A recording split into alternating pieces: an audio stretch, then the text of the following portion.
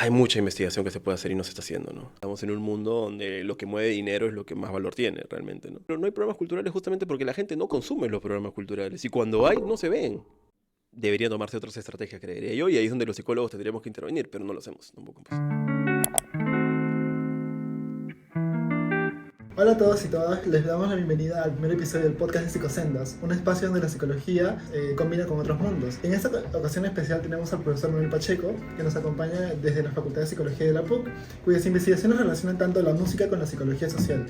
Es por eso que hoy vamos a hablar acerca de la musicología desde la psicología social, donde un enfoque donde nos enseña que la música puede influir y también se construye en contextos colectivos. Bueno, profesor, para empezar, la verdad, quisiéramos conocer un poquito más de usted, así que le pregunto, ¿cómo usted llegó a interesarle ese tema? Bueno, en primer lugar, muchas gracias por la invitación. Me alegra esta iniciativa. Creo que es bastante importante poder visibilizar diferentes temas de la psicología en espacios, en redes, que a veces es donde los psicólogos fallamos un poquito más. De mi lado, a ver, es una interesante historia, la verdad, ya, porque yo siempre cuento de que estaba en duda de si debería estudiar psicología o si debería estudiar música.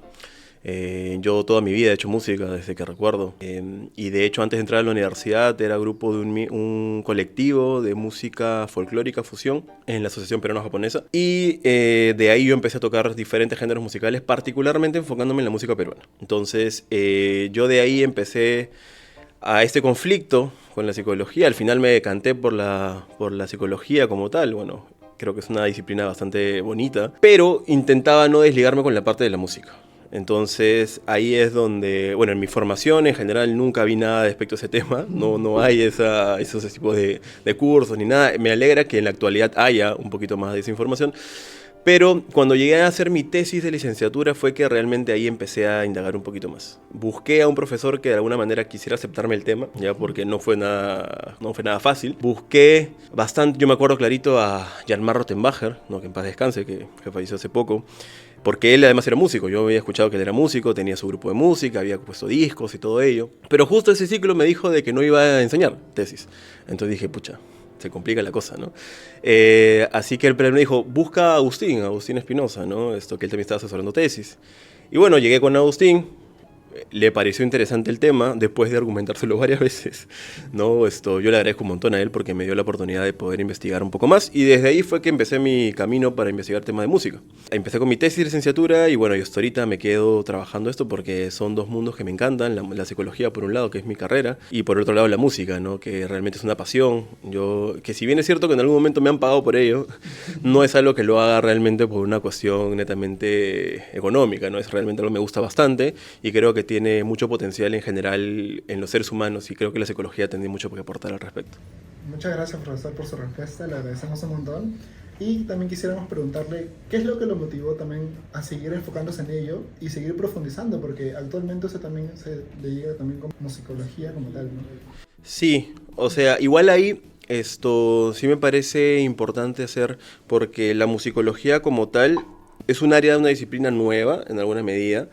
Ya es mucho más investigada que la psicología de la música como tal, porque por ejemplo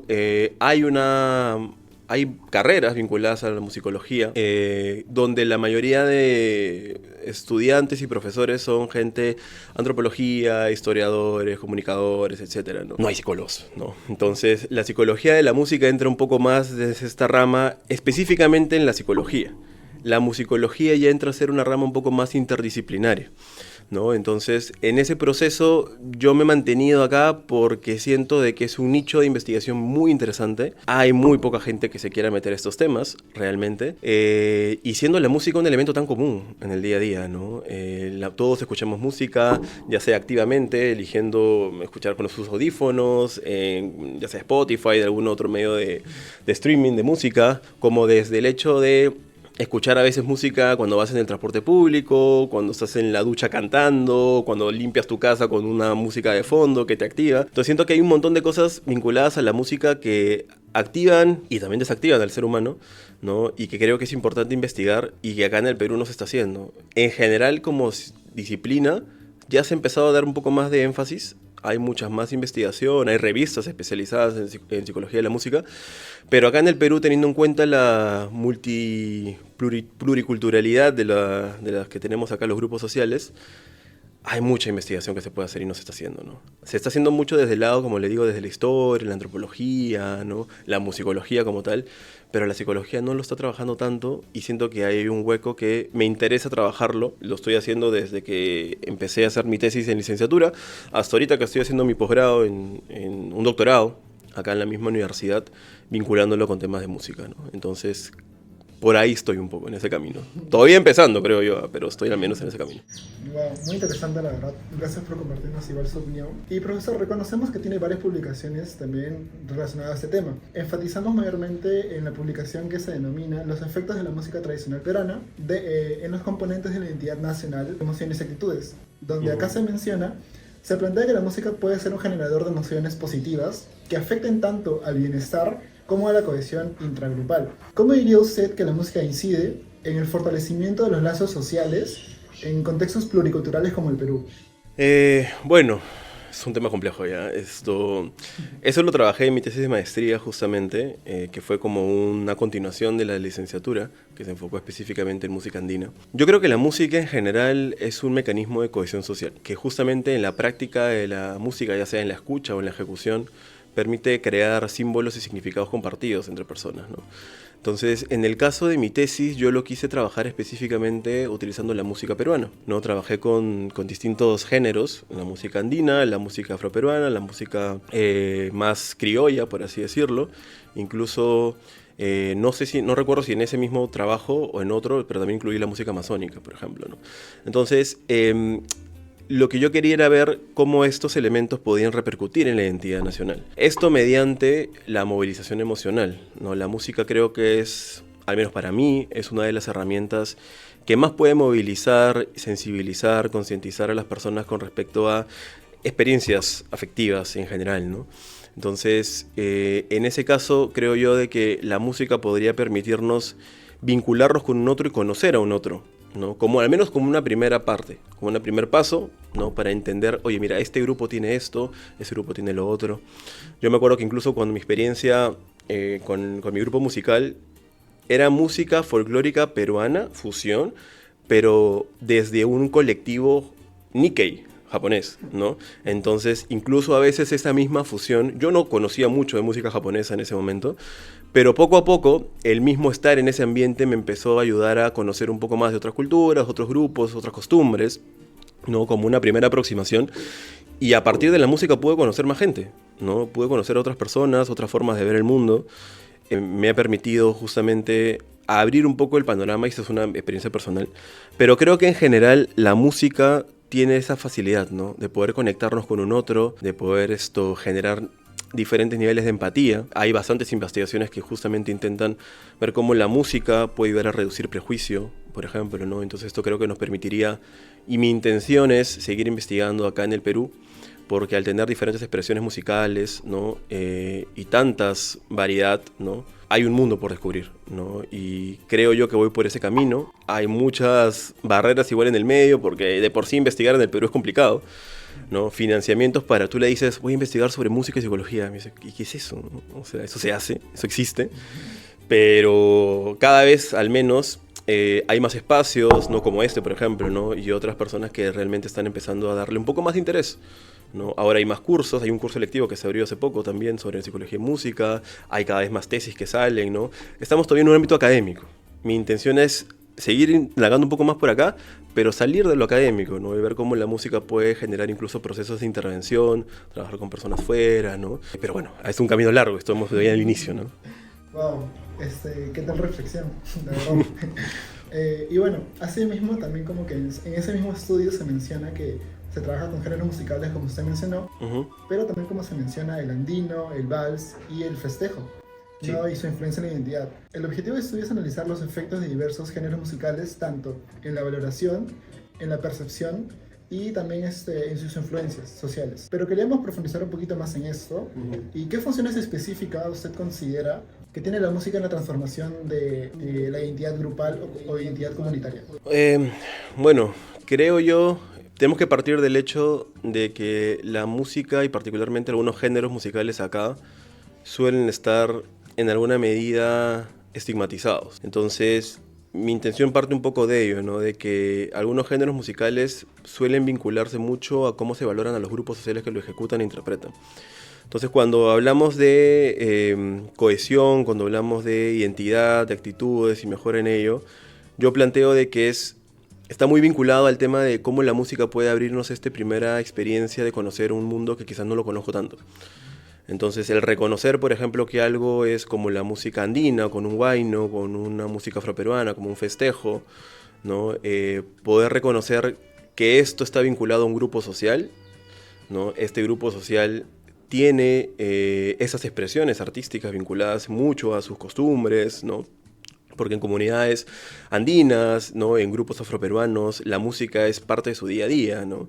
Entonces, en mayor o menor medida, pero se utiliza mucho para construir narrativas, se usa mucho para poder justamente contar qué es lo que pasa en el día a día, ¿no? De hecho, hay varias canciones justamente que hablan de ello. De hecho, creo que la música es una herramienta política justamente también para generar discursos, narrativas, conciencia. Y en mi caso va un poco por ahí, ¿no? Es un poco empezar qué cosas de estos géneros musicales se van valorando. Si hay una actitud positiva hacia este género musical, si se consume este género musical, y tomar conciencia si es que este género musical se asocia a las valoraciones que hay este grupo, ¿no? Entonces, si hay un grupo social como el grupo social andino, el afroperuano, que ya de por sí tiene ciertos estereotipos o prejuicios vinculados a ello, ¿qué tanto la música, uno, recibe esta misma valoración por ello? Y al mismo tiempo, cómo la música puede ayudar a que la valoración de estos grupos incremente, ¿no? Entonces, y que va en esta línea de la reducción del prejuicio, ¿no? Si yo te conozco un poco más a nivel de contacto intergrupal, voy a intentar a reducir un poquito más la estereotipia, ¿no? Claramente hay un montón de variables que juegan ahí, ya la música es una de ellas, pero al menos al inicio estoy intentando ver eso, para ver en qué tanto se logra. En ese trabajo, en esa tesis, logré ver particularmente que todos ayudan a incrementar las emociones positivas, realmente, ¿no? No hubo una diferencia en particular de uno u otro, pero eso llevándolo al plano de otra investigación que hicimos después, vimos que realmente la música puede ayudar a reducir prejuicio, ¿no? Puede ayudar a mejorar la empatía, ¿no? A nivel intergrupal, no la empatía a nivel de interpersonas donde yo conozco a un amigo y obviamente a mí lo voy a ayudar, sino ayudar a alguien que no conoces necesariamente, alguien que no es de tu grupo social. Y pues bueno, ¿no? Todavía estamos ahí con muchas preguntas y pocas respuestas, pero al menos estamos intentando en este camino ir por ahí, ¿no? Muy interesante, la verdad, lo que nos comenta. Siento que es para mucha reflexión. Sí, bastante, la verdad. Y bueno, además también se indica que la música funciona como un generador de identidad o orgullo nacional, como se menciona, y sentimiento de pertenencia al grupo. Pero también surge una duda: ¿de qué manera la música puede fortalecer el sentimiento de pertenencia con el endogrupo? Bueno, ahí creo que se asocia mucho desde cuestiones bien básicas como, por ejemplo, con qué grupo de personas yo me junto, ¿no? Hace poco estábamos, ¿cuánto fue esto? Hace un par de semanas, estaba en una boda, ¿no? Por ejemplo, y algo que nos ha agarrado bastante a los millennials, como yo, es que va a venir Green Day, por ejemplo, ¿no? A tocar. Entonces, Green Day es algo que yo he escuchado en toda mi finales de primaria, secundaria, por ejemplo, ¿no? Entonces, y nunca lo he escuchado en vivo. Y que venga, por ejemplo, me hizo que mis amigos me escribieran, me dijo, oye, hay que ir a Green Day porque va a venir, hay que ir todos en grupo, hay que ir en mancha, vamos a campo B, campo A, lo que fuera, lo que consigamos, no importa, pero hay que ir, ¿no? Que además los conciertos como tal es un ritual aparte, ¿no? Los conciertos es una forma masiva, colectiva de vivir la música, ¿no? Entonces, por ejemplo, ahí estamos creando significados y símbolos compartidos, ¿no? Que en este caso nos llevan, bueno, en mi situación, a la secundaria, al colegio, las amistades, ¿no? Y eso fortalece el vínculo, ¿no? Porque es como algo que hemos compartido en algún momento, ¿no? Esto, ¿no? Después de, no sé, más de 20 años, vienen y podemos la experiencia de poder estar en ese concierto, me parece una forma interesante, ¿no? Entonces, en general nosotros nos juntamos con personas que compartan preferencias similares, ¿no? En alguna medida también las personas que conocemos y nuestras personas cercanas son casi una forma de reflejo de alguna parte de nosotros también, ¿no? Entonces, la música es una de ellas, ¿no? Entonces, si me junto con un grupo de personas, no digo de que uno conscientemente está seleccionando amistades en base a que escuchan, ¿no? Pero usualmente, si escuchamos algo parecido, podemos tener rituales compartidos como, oye, vamos al concierto juntos, ¿no? O no conozco esta música, a ver qué tal, y compartimos y vamos creando un significado en conjunto. Y se va generando un mayor nivel de cohesión, un mayor nivel de identificación con este grupo a partir de esto que me gusta y que me interesa, ¿no? Un poco por ahí lo llamaría, ¿no? Oh, qué interesante, la verdad, cómo la música puede como que tener un significado de trasfondo y tan profundo que literalmente a simple vista no lo vemos de por sí. Y bueno, también es bueno también tener una visión completa de ello, ¿no? Ello también nos recuerda su trabajo sobre los efectos de la música en la construcción de una cultura de paz, donde se menciona que la expresión artística permite reforzar la empatía intergrupal, entendiéndose como la capacidad de comprender y compartir emociones y perspectivas de los miembros de otros grupos sociales, y reduce también la percepción de dominancia social, la cual hace referencia a una forma de discriminación sistemática respaldada por las ideologías que legitiman las jerarquías. Lo que consideramos podrían ser elementos claves para la promoción de dinámicas de intercambio que permiten maneras de construir el afrontamiento y la contención. Por ello nos surge la duda: ¿esos elementos mediadores de las expresiones artísticas podrían aplicarse a la regulación de emociones frente a las dificultades sociales que afronta el país? ¿Y de qué manera podría darse esto? Otra pregunta bastante compleja. Bueno, ese trabajo me gustó bastante, ya que de hecho encontramos cosas que no esperábamos encontrar. Creo que la intención va por ahí, ¿no? De poder utilizar, porque esa, por ejemplo, ha sido la primera vez que hicimos un experimento, ya casi como una, no de decir intervención, ya, pero haciendo un poquito más de campo, por ejemplo, ¿no? No solamente nos enfocamos en la música, sino en general en la expresión artística de lo que implica también la danza, ¿no? Entonces, y de hecho, ¿no? Encontramos de que tanto la música como la música y la danza permiten justamente, como mencionas, reducir el prejuicio, una variable ideológica como la dominancia social, que usualmente eso no se mueve, es casi tan estable como un rasgo de personalidad probablemente, ¿no? Entonces usualmente eso no se mueve en un experimento, pero se movió, ¿no? Entonces, y eso nos dio pie a preguntarnos, como bien mencionas, ¿no? ¿Qué podemos hacer con esto, ¿no? Porque la idea no es solamente quedarte en el conocimiento y decir, ok, ya, bueno, ¿qué sigue, no?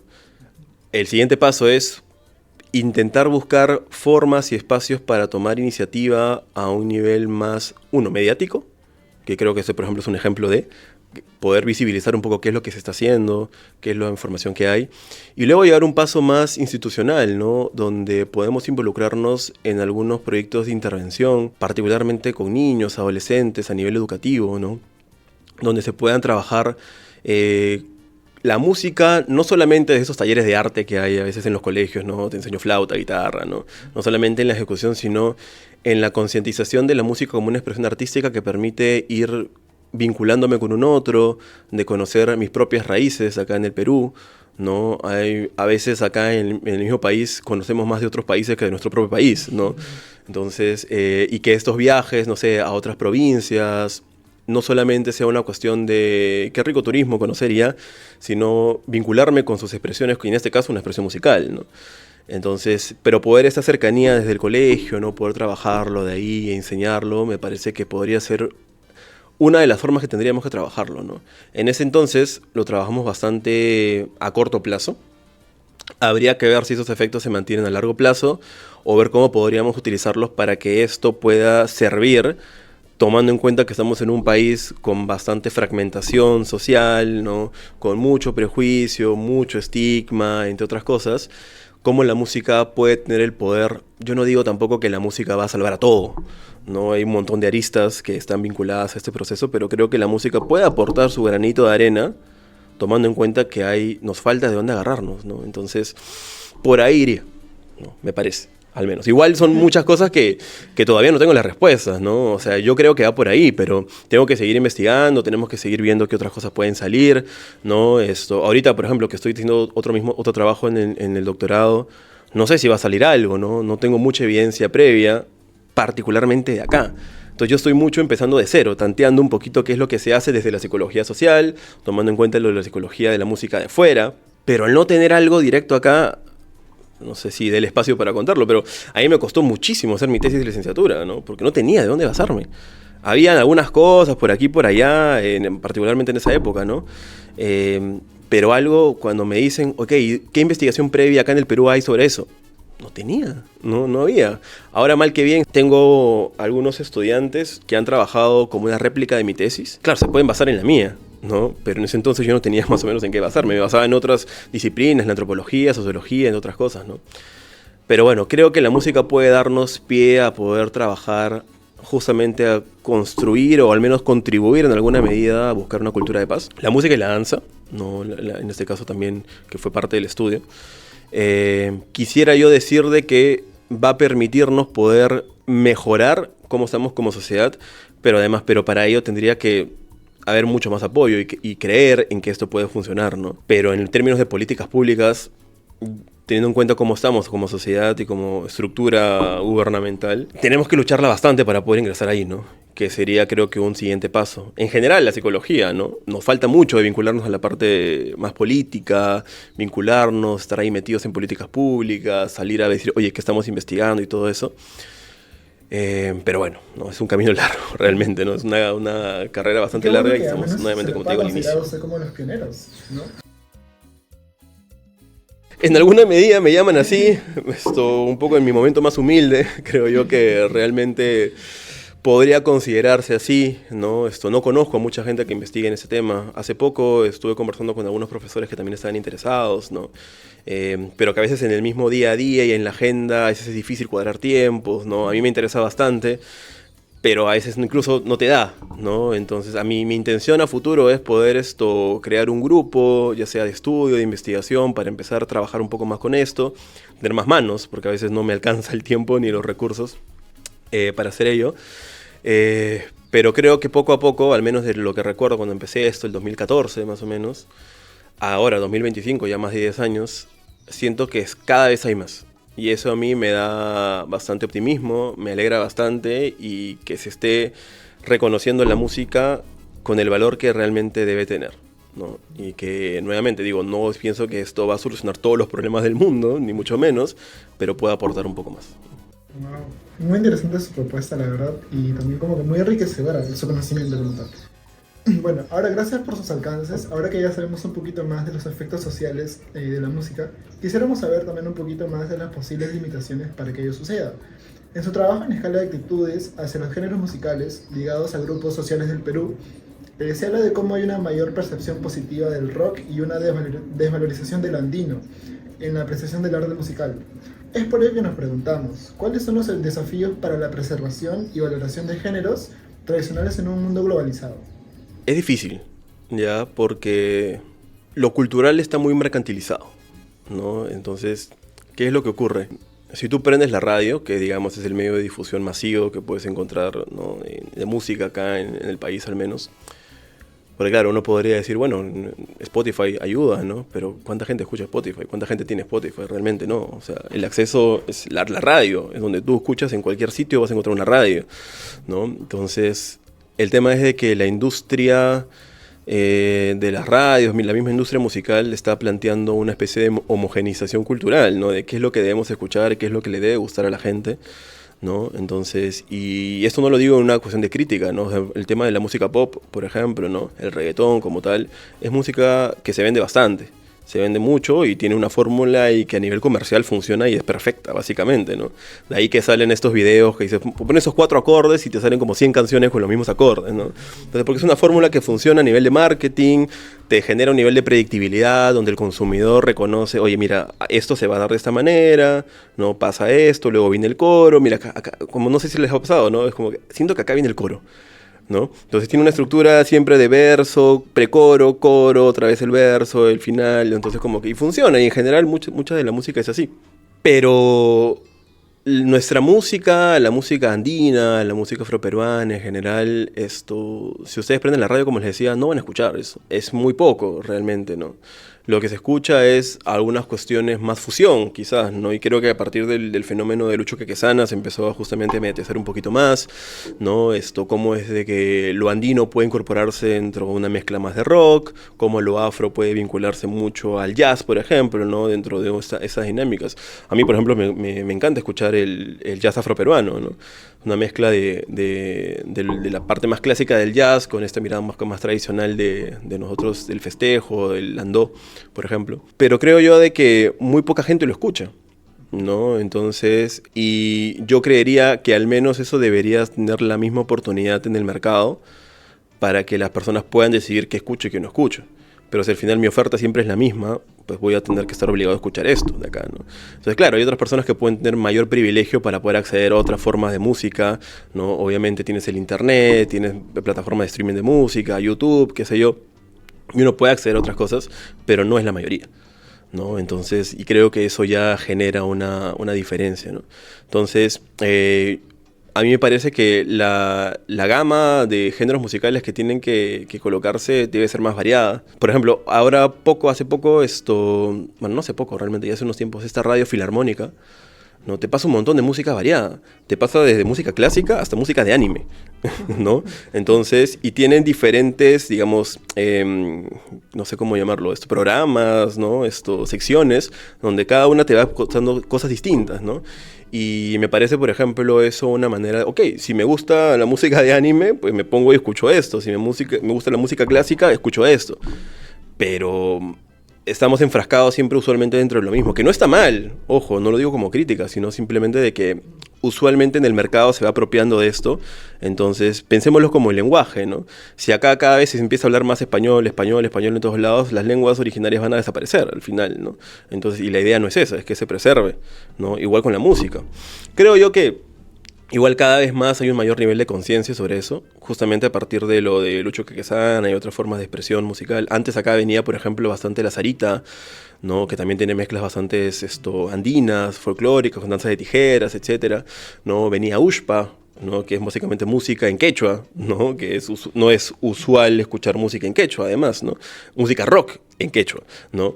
Entonces, creo de que hay estas iniciativas de que no deberían perderse, pero tienen muy poca visibilidad, ¿no? Y que solamente un grupo de personas que pueden tener un mayor privilegio pueden acceder a eso. Hay otras personas que no lo conocen. ¿Les gustará o no les gustará? No lo sabemos.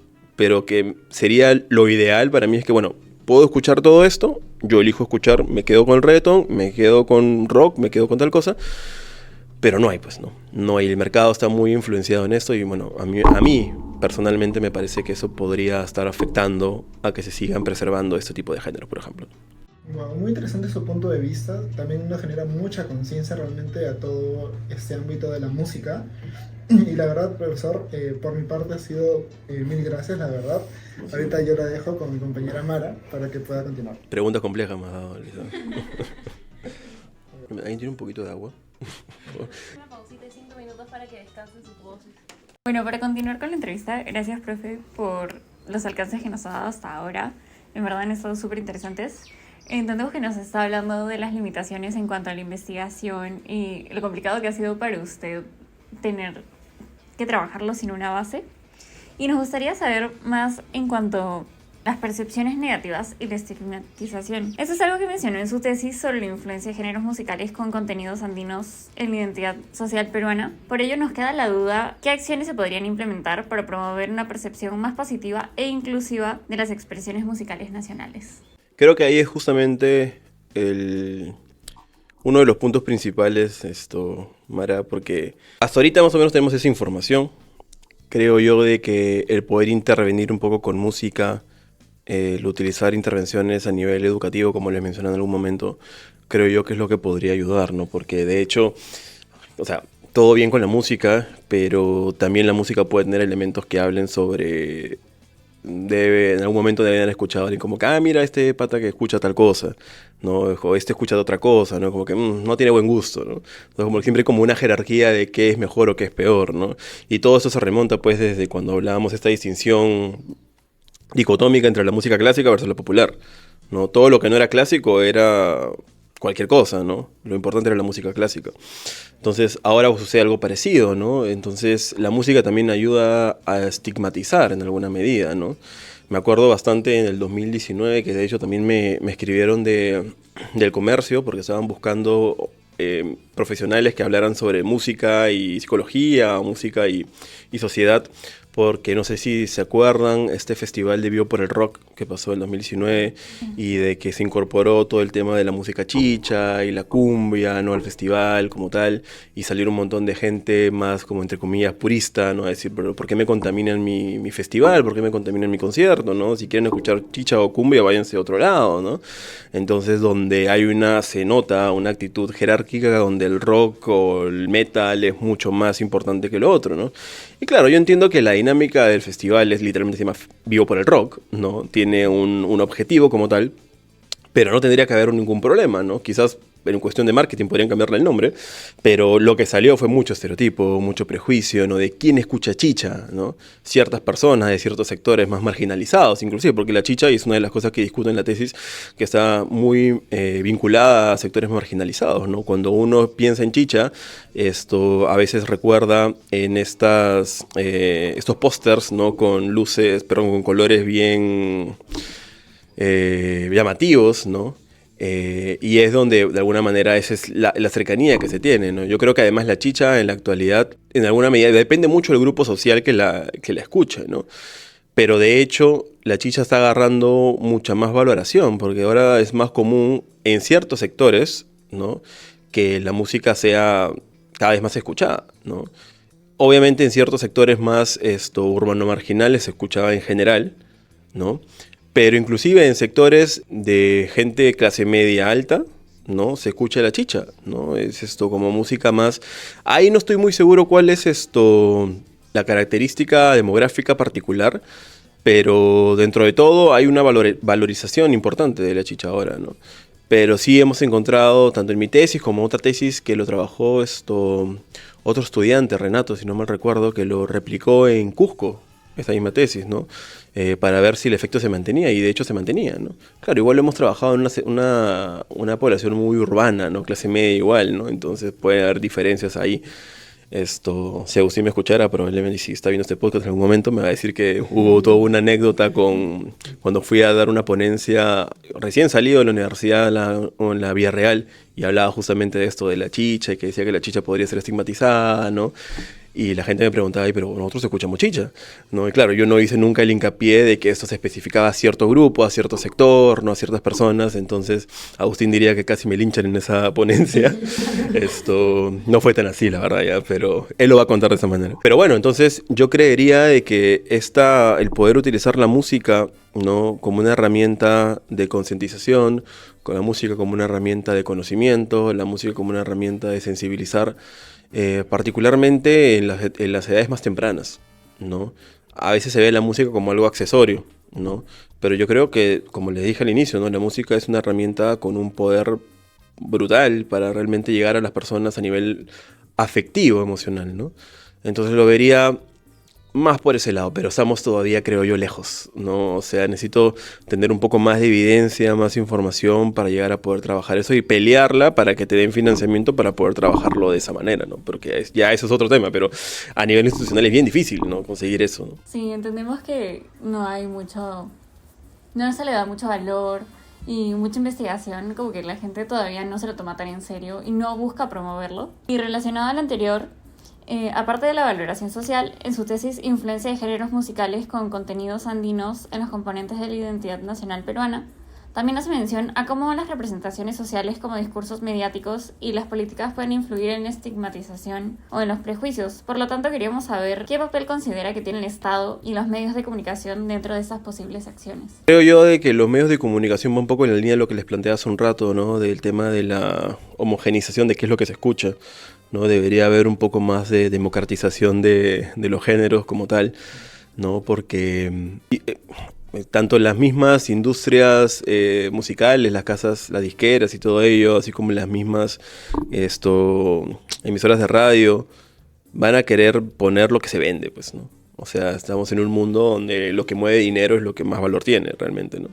Entonces, claro, si me pones a un compositor que nadie conoce, que me empiece a hablar de, no sé, música andina con contenido de letras reflexivas sobre, no sé, concientización del medio ambiente, ¿quién te lo va a consumir, no? Entonces, ahí es donde entra un poco el tema de que creo que los medios de comunicación tendrían que ayudar un poco más a ello, ¿no? Es como, ahora, igual no significa que la gente lo vaya a consumir también, ¿no? O sea, porque estamos en igual que pasa en la televisión, ¿no? De que se hace esta crítica de la televisión basura, ¿no? De que solo programas de entretenimiento y todo eso, no hay programas culturales, ¿no? Pero no hay programas culturales justamente porque la gente no consume los programas culturales, y cuando hay, no se ven, y se desaparecen porque no tienen rating. Yo siento que algo parecido podría ocurrir con la música, pero no ha habido, al menos, tanta profundidad con eso. Hay algunas radios que te pasan ciertos, pero son radios sumamente desconocidas, ¿no? Las radios más conocidas te pasan las mismas 15 canciones todo el día, ¿no? Entonces, y a mí cada vez que escucho una música rap, por ejemplo, yo escucho bastante a este compositor peruano, César Peredo, ¿no? Que trabaja mucho con esta relación de lo afroperuano con mezclas jazz, rock, lo que fuera, ¿no? Una vez lo escuché en la radio, me sorprendí muchísimo, pero era Filarmonía en la radio.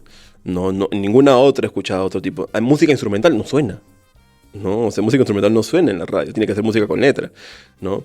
Entonces, por ahí creo que los medios de comunicación tienen un rol. Ahora, ¿qué tanto puedan meterse a eso? Como les digo, depende mucho de la economía, del mercado, de lo que se vende y todo eso, ¿no? El Estado en particular, que debería involucrarse más desde una mirada desde políticas públicas, ¿no? Digamos, compartiendo la responsabilidad con los mismos psicólogos, ¿no? Pero nosotros no nos metemos mucho ahí tampoco, ¿no? Entonces, si alguien no conoce del tema, ¿por qué te va a financiar algo que no conoce, ¿no? Entonces, creería yo que debería ir por ahí, pero hoy estamos lejos, ¿no? O sea, solamente pensando en temas que pueden ser mucho más urgentes de trabajar, como la violencia hacia la mujer, ¿no? Ahora con la inseguridad ciudadana, ¿no? No hay forma de trabajar, y particularmente ahorita, ¿no? Que hay un nivel de ineficiencia e ineficacia muy grande. Con temas tan urgentes como esos, no se hace nada. Sinceramente veo bien difícil, bien lejos que se le dé un poco de importancia a esto, al menos con los gobernantes que tenemos en la actualidad, ¿no? Entonces, el Estado debería encargarse de eso. Es cierto de que el Ministerio de Cultura ha trabajado bastante con la intención de siempre estar esta es la semana, el mes afroperuano, ¿no? Donde hay conciertos en la explanada del Ministerio de Cultura, ¿no? Hay cada vez un poco más de actividades vinculadas a la expresión de la música, pero son espacios nuevamente bien reducidos, ¿no? Para ciertos grupos en específico. La mayoría de gente no se entera nada de eso, ¿no? Entonces, hay intenciones en alguna medida, pero no están llegando, digamos, masivamente a la población en general, ¿no? Y creo que es ahí donde debería ir, pero deberían tomarse otras estrategias, creería yo, y ahí es donde los psicólogos tendríamos que intervenir, pero no lo hacemos tampoco, pues. Sí, muy interesante su reflexión, profesor, tanto por la parte de los medios como del Estado, y que no hay nadie que realmente esté centrando su atención en eso, ya que, bueno, cada área tiene sus propias prioridades en este momento, y al parecer esta no es una de ellas, ni de cerca. Pero cambiando un poco de tema, la música en relación a la psicología no es un campo que se ha investigado mucho en nuestro contexto, y dado que usted ha trabajado en ello, queríamos preguntarle ¿cuáles cree que son las principales limitaciones de los estudios actuales sobre la música y la identidad desde la psicología social en el Perú? Bueno, el principal problema es la falta de evidencia empírica, ¿no? Es decir, como leía 2025, hay bastante información de psicología y música en general, pero la mayoría de investigaciones te viene, como casi mucha de la teoría psicológica, de Estados Unidos o Europa. La mayoría, cuando yo en algún momento he buscado, por ejemplo, posgrados sobre ese tema, la mayoría está en el Reino Unido. Unos cuantos en Estados Unidos y de por ahí en algunos otros, por ejemplo, sé que hay algunas maestrías en Israel, ¿puede ser? No me acuerdo bien, pero bueno, el tema es de que hay muy poca oferta, ¿ya? Y porque probablemente hay poca demanda, ¿no? Entonces, y acá, podemos utilizar mucha de esa investigación y esa información, sí, se puede utilizar, igual que usamos otras teorías psicológicas y las intentamos adaptar acá, pero necesitamos empezar a construir cosas de acá, ¿no? Pero es difícil con tan poca evidencia. Y es difícil, como les mencionaba además, cuando tenemos tanta diversidad de grupos, tanta diversidad de música, ¿no? Entonces, creo yo que esa sería la principal limitación y que deberíamos trabajarlo esto de una manera interdisciplinaria también, ¿no? La psicología no es la única. O sea, creo que puede aportar cosas desde lo que estudiamos nosotros, que es la persona, la cognición, la emoción, ¿no? La conducta. Pero eso tiene que hacerse de la mano con historiadores, tiene que hacerse de la mano con antropólogos, con sociólogos, musicólogos, etnomusicólogos también. Yo he tenido bastante contacto con el Instituto de Etnomusicología, que de ahí nace justamente esta maestría en musicología, He llevado algunos cursos como alumno libre también ahí en la maestría, y como les decía, hay mucha gente que viene de otras carreras, ¿no? Entender históricamente cómo se ha ido construyendo un género musical me permite a mí entender, ok, ¿por qué ahorita genera lo que genera? ¿No? O sea, ¿qué ha pasado con la chicha? Particularmente acá en Lima, ¿no? La chicha empieza a empezar a tener más frecuencia acá en Lima, particularmente desde la época de los 80, ¿no? Chacalón, por ejemplo, que es si uno piensa en chicha, piensa en Chacalón, obviamente, ¿no? Pero en ese contexto se daba, ¿qué? El conflicto armado interno. Épocas, ¿no? Donde obviamente se vinculaba mucho por la misma década, ¿no? El vals, por ejemplo, el vals que ahorita de alguna medida puede ser un género valorado, ¿no? Cuando piensa el Día de la Canción Criolla, y cuando uno está en una peña, canta a todo pulmón. Cuando Perú fue al Mundial, se cantó, ¿no? Contigo Perú, ¿no? Entonces, que implica toda una cohesión social, un colectivo donde yo me voy involucrando con ellos, pero que en su momento el vals era música de callejón, ¿no? Históricamente el vals era de personas de estatus bajos, ¿no? De grupos sin muchos recursos, ¿no? Y que se cantaba literalmente en callejón, por eso se llamaba así, ¿no? Hasta que entró Chabuca, básicamente, una señora de la clase alta de Lima, ¿no? De la élite limeña, a cantar el vals, y ahí se empezó a democratizar un poco más, se empezó a agarrarle otro tipo de valoraciones, lo mismo que ocurrió con el jazz y el blues en Estados Unidos, ¿no? Así, yo no entiendo los orígenes, ¿no? de cada uno de los géneros, en qué nacen, por qué nacen, quiénes los ejecutan, por qué los empezaron a hacer. Lo que estudio acá me va a faltar fondo, me va a faltar carne para analizarlo, ¿no? Entonces, el poder entender esta mirada más interdisciplinaria permitiría llegar a eso, pero no hay, en general. Otra de las cosas también es que en psicología nos falta mucho trabajar así más interdisciplinariamente, no somos muy endogámicos a veces. Entonces es otra crítica, autocrítica realmente, ¿no? Pero creo que iría por ahí, ¿no? Poder tener un poco más de investigación a nivel local, utilizando estos géneros, ¿no? Que estamos por ahí un poquito, ya nos permitiría poder tener un poco más de herramientas y recursos para hacer otras cosas a futuro. Muchas gracias. Y en cuanto a su experiencia, ¿de qué manera cree que la música ha influido en su identidad y en su percepción respecto a las poblaciones vulnerables? Bueno, para mí la música es importantísima. O sea, yo no puedo andar sin música. Me he visto con audífonos ahorita. O sea, yo estoy con audífonos para comer ahorita que almuerce, voy a ir a almorzar con música, trabajo con música, leo con música, o sea, hago todo con música, ¿no? Si no estoy con música, no sé, disocio, ¿no? Entonces, necesito la música en mi día a día, ¿no? Sé que no todas las personas tienen esa misma necesidad. Además, a mí me gusta escuchar la música, digamos, con ciertas formas de escucharlo. No me considero tampoco una persona, ni melómano, ni audiófilo, ni nada por ahí. Unos audífonos decentes lo escucharía, ¿no? Entonces, a mí la música me ha permitido acercarme a conocer diferentes cosas, ¿no? A mí particularmente me gusta mucho la música instrumental, ¿no? Entonces, dentro de esa me permite a mí conocer qué cosa quiere transmitir el compositor, desde qué medida, en qué contexto, por qué lo hizo, ¿no? Yo escucho mucho a este compositor que se llama Yanni, que es un compositor griego, que tiene música, yo no sé cuál es su género, la verdad. A veces encajar músicas en géneros ahorita también es difícil, ¿ya? Creo que en Wikipedia le dicen que es New Age, ¿ya? Pero es una mezcla bien compleja de varias cosas, ¿ya? Que de hecho algunos músicos peruanos tocaron con él. Es bien conocido, ha tocado en sitios, literalmente ha tocado en las pirámides de Giza, ¿no? O sea, ¿quién toca en las pirámides de Giza, no? Entonces es sumamente conocido, y además el pata es psicólogo, estudió psicología, dejó los estudios en alguna parte, ¿no? Y se dedicó a componer y es casi autodidacta. Entonces yo me identificaba bastante con él, ¿no? O sea, ni aspiro a llegar a lo que hizo Yanni, obviamente, pero, por ejemplo, toda la música instrumental a mí me transmite mucho, ¿no?